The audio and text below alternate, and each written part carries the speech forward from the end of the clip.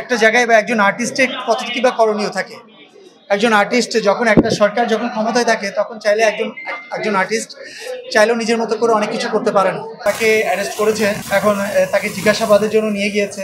জানি না পরবর্তী আউটপুট বা পরবর্তীতে এটার রেজাল্টটা কী আসবে।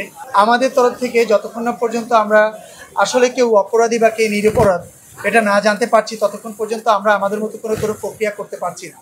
যে আমি শিল্পী সমিতির একজন সাংগঠনিক সম্পাদক হিসাবে বলছি। আর একটা বিষয় সেটা হচ্ছে যে যদি আমার সমিতির মেম্বারশিপ যে পরিবেশ পরিস্থিতিতেই থাকুক না কেন, যদি সে আমাদের কাছে সহযোগিতার আবেদন করে বা সহযোগিতা চাই, আমরা চেষ্টা করব তার পাশে দাঁড়ানোর জন্য।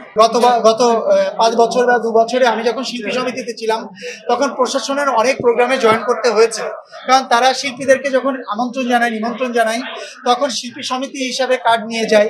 পার্সোনালি তারা অফিস থেকে ফোন করে, হেডকোয়ার্টার থেকে ফোন করে, ইভেন আপনার আমাদের যে প্রধানমন্ত্রী কার্যালয়ে যদি কোনো প্রোগ্রাম থাকে সেখানেও তারা ডিরেক্টলি ফোন করে এবং চার্জ সৃষ্টি করেছে এর আগে যে আপনাদেরকে আসতে হবে। তা সেখানে একজন আর্টিস্টের, আমি শুধু ফিল্মের আর্টিস্টই বলবো না, নাটকের বলেন, মঞ্চের বলেন বা বিভিন্ন জায়গায় সেলিব্রিটি যারা আছেন তারা অনেক সময় অনেক জায়গায় যেতে বাধ্য হয়েছে।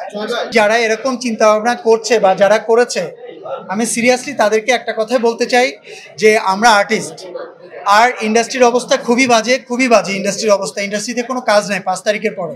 এই ইন্ডাস্ট্রিতে আপনারা যদি মনে করে থাকেন যে আমরা অনেক বেশি অপরাধী, কিন্তু এই ইন্ডাস্ট্রি চালানোর জন্য বা ইন্ডাস্ট্রি চলতে গেলেও আপনাদের শিল্পীদের প্রয়োজন। সো আপনারা যদি দেশকে এবং এই দেশের সম্পদকে ভালোবেসে থাকেন, ন্যূনতম যারা যদি কিছুটা হলেও আপনার কাছে মনে হয় বা আপনাদের কাছে মনে হয় অন্যায় করেছে, প্লিজ তাদেরকে ক্ষমাসুন্দর দৃষ্টিতে দেখে আমাদের কাজ করার সুযোগ করে দিবেন। কারণ এই ইন্ডাস্ট্রি আপনার আমাদের সবার। আমরা কেউ কাজ করতে পারছি না, কেউ ঢাকার বাইরে কাজ করতে পারছি না, কেউ একটা প্রোগ্রামে যেতে পারছি না। সো আপনারা যদি একটু ক্ষমাসুন্দর দৃষ্টিতে দেখে আমাদেরকে এই জায়গাগুলোতে একটু পজিটিভলি করে দেন, তাহলে আমার মনে হয় আমাদের ইন্ডাস্ট্রিটাকে একটু সামনের দিকে রান করানো সম্ভব হবে।